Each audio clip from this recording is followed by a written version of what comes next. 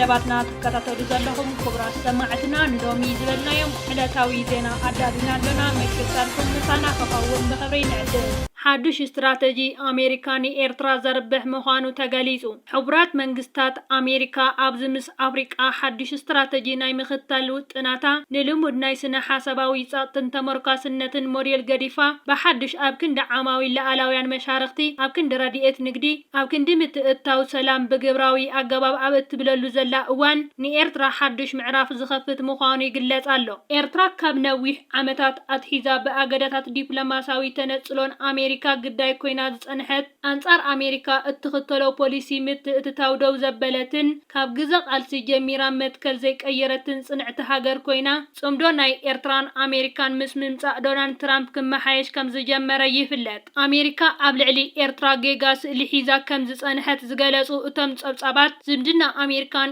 ኤርትራን ቅርጽ ትሒዝዎ ዝጸንሐ ጉጉይ ስእሊ ኤርትራ ብጸቕጢ ክትሰዓር እትኽእል ሃገር እያ ዝብል ቀዳማይ ካልኣይ ድማ ኢትዮጵያ ብዘይ ኤርትራ ከም ዘባዊት ሓይሊ ክትከውን ትኽእል እያ ዝብል ክኸውን እንከሎ እቲ ሳልሳይ ድማ ኣብ ልዕሊ ኤርትራ ኣገዳ ብምጽናዕ ፖለቲካዊ ግድፈት ክመጽእ ይኽእል እዩ ዝብል ጉጉይ ቅማሮ ኮይኑ ጸኒሑ እዩ እዚ ሰለስተ ዝተገለጸ ግምታት ግና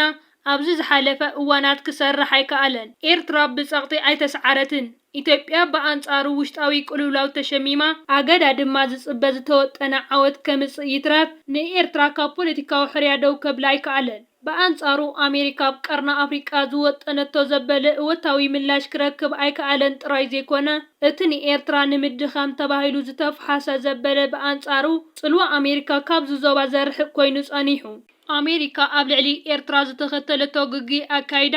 ንቻይና ሓዱሽ ዕድል ብምኽፋት ቁጠባዊ ኣሰራርታ ክሕግዛን ከሎ ንሃገራት ወሽመጥ ዓረብ ድማ ፖለቲካዊ ቀይሕ ባሕሪ ክቋጻጸራን ከም ድላየን ክገብሮን ፈቒዱ እዩ ብዘይካዚ ንሩስያ መደብር ሓይሊ ኣየር ዝኾና ማእኸል ንኽትድህስስን ንኽትረክብን ኣኽኢሉ ጥራይ ዘይኮነ ኣብዚ ዞባ አሜሪካ ዘይብሉ ኺዳናት ክተኣታቶን ክሰርሓን ከም ዝኽእል እዩ ኣርእዩ አሜሪካ ኣብ ልዕሊ ኤርትራ ዝተኸለቶ ግጊ ኣካይዳን መላእ ዞባ ቀይሕ ባሕርን ካብ ጽልዋ ንኽርሕቕ ገይርዋን ከቢድ ዋጋ የኽፍላን ኣሎ አሜሪካ ንገዛ ርእሳ ካብ ዞባ ተገሊላ ብምጽናሓ ኣብዚ ሕጂ እዋን ነቲ ዘጥፍኣቶ ዕድል ንኽትመልስ ኣብ ምቅያራት ፖሊሲ ሓዱሽ ምንዳፍ ስትራቴጂን ተጸሚዳ ምህላዋ ይግለጽ ኣሎ እዚ አሜሪካ ክትክተሎ ኣውጽያቶ ዘላ ሓዱሽ ስትራቴጂ ንኤርትራ ሓዱሽ ምዕራፍ ዝፈጥር ኮይኑ ንኤርትራ ከምቲ ምሕደራ ዝግባእ ጸገም ከምኮነ ከም ሓንቲ ኣብ ዞባ ቀርና አፍሪቃ ብፍላይ ድማ ኣብ ቀይሕ ባሕሪ ስትራቴጂካዊ ዋጋ ዘለዋ ልዕላዊትን ብቕዕትን ኣብ ዓለም ቁጠባ ልዑል ኣገዳስነት ዘለዋ ሃገር ምስ ዝወስዳ ጥራ እዩ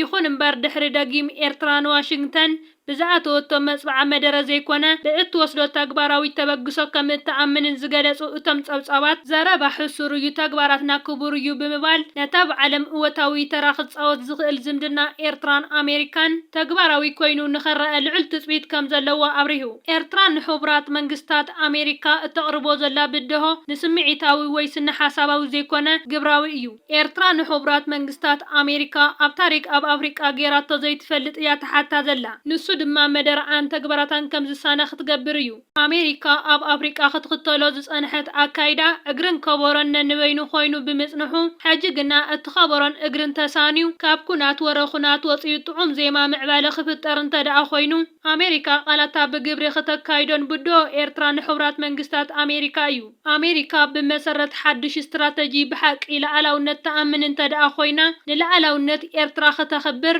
ብሓቂ ኣብ ሽርክነት ክትኣምን እንተኾይና ብዘይ ቅድመ ኩነት ክትጽመድ ብሓቂ ካብ ረድኤት ኣብ ንግዲ ተኣምን እንተኾይና ኣብ ክንዲ ምምሃር ክተውፍር ከም ዝግባእ እተብድህ ኤርትራ እዚ ዝበሃል ዘሎ ኣብ ዝምድና አሜሪካን አፍሪቃን ሓዱሽ ምዕራፍ ዝኸፍት ስትራቴጂ ዝያዳ ንኤርትራ ዘርብሕ ምዃኑ እዮም ተንተንቲ ዝገልጹ ድሕሪ ናይ ዓመታት ብኩራት ናብ ጾታ ዝተመለሰት ሃገራዊት ጋንታ ኤርትራ ትማሊ ምስ ኤስቶዋኒ ኣብ ዘካየደቶ ቀዳማይ እግሪ ግጥም ቅድመ መጻረይ 2-0 ተዓዊታ ሃገራዊት ጋንታ ኤርትራ ሴም ኢዮብ ኣብ መበል 81 ደቂቕ እቲ ኣቐዲሙ ፍጹም ቅላዕ ዝሰሓተ ዓለ ስሌማን ከኣብ ኣብ መበል 90 ደቂቕ ብዘመዝገብዎም ሽተታት ነቲ ዓወት ንደገፍታ ኣበሲራ ጋንታ ኣግማል ቀይሕ ባሕሪ ኣብ ዝተፈላለየ ኩርናዓት ዓለም ዝነብሩ ኤርትራውያን መንፈሶም ሓፍ ኣቢላ ብሓበሻ ንኹሎም ደገፍታ ድማ ተስፋ ሂባቶም ካላይ እግሪ ጾታ እዘን ሃገራውያን ጋንታታት 31 መጋቢት ኣብ ሞሮኮ ኣብ ተመሳሳሊ ሜዳ ከም ዘካይዳውን ተገሊጹ። ኤርትራን እዛ ሕጂ ኤስቶዋኒ እትበሃል ዘላ ናይ ቀደም ስዊዝላንድ ኣብ ታሪክ ቅድሚ ሕጂ ክልተ ግዜ ተራኺበን ነይረን እየን። በዚ መሰረት ኣብ ጥቅምቲ 2006 ኣብ ኣስመራ ኣብ ዘካየድኦ ግጥም ብዘይ ግጥም 0-0 ተፈላለየን። ብ9 መስከረም 2007 ኣብ ምባበን ርእሰ ከተማ ኤስቶዋኒ ኣብ ዘካየድኦ ጸወታ እውን ብተመሳሳሊ 0-0 እየን ተፈላለየን። ሎሚ ንሳልሳይ ግዜ ኣብ ዝተረኸበሉ ኤርትራ 2-0 ብምዕዋት ነቲ ቅድሚ ሕጂ 2 ግዜ ብማዕረ ዝተፈላለዩ ታሪክ ቀይራቶላ። ኢትዮጵያ ንሓይልታት ቅልጡፍ ደገፍ ትድግፈላ ክትብል ሱዳን ኣጠንቂቓ። ሓደ ኣመሓዳሪ ሱዳን ኢትዮጵያ ኣብ ጥቓቲ ንኢትዮጵያን ሱዳንን ዘሰሓሕብ ደብ ብሓይልታት ቅልጡፍ ደገፍ ንዝካየድ ስግረ ደባዊ መጥቃዕቲ ትድግፈላ ክብል ከሲሱ። ኣብ ግዝኣት ብሉ ናይል ኣመሓዳሪ ኩርሙክ ዝኾነ ዓብዲላጢ ኣልፋቂ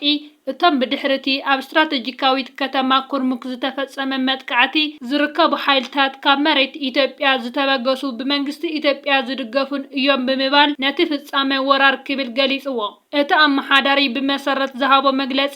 ብሰንኪ ግጭት 433 ስድራ ቤታት ካብ ኩርሙክ ናብ ዳማዚን ከኣቱ ከለው ዝተወሰኑ ሰባት ድማ ኣብ መንጎ ክልቲኡ ከባቢታት ተዓጽዮም ኣለው። ሓይልታት ቅልጡፍ ደገፍ ምስ ህዝባዊ ምንቅስቓስ ሓርነት ሱዳን ሰሜን SPLMN ብምትሕብባር ትማሊ ምስ ሓይልታት ሰራዊት ሱዳን ከቢድ ኩናት ይካየድ ከም ዘሎ ተገሊጹ። ዝኸበርኩም ተዓዘብትና ንሕጂ ዝበልናዮም ዜናታት ኣብ ዝዛዚምና ኣለና። ኣብ ዘለኹም ሰናይ ግዜ እንዳተመነና ኣብ ዝቕፅል ቪድዮታት ክበጽሓኩም። ሳብስክራይብ ዘይገበርኩም ሳብስክራይብ ክትገብሩ ብኽብሪ ንዕድም።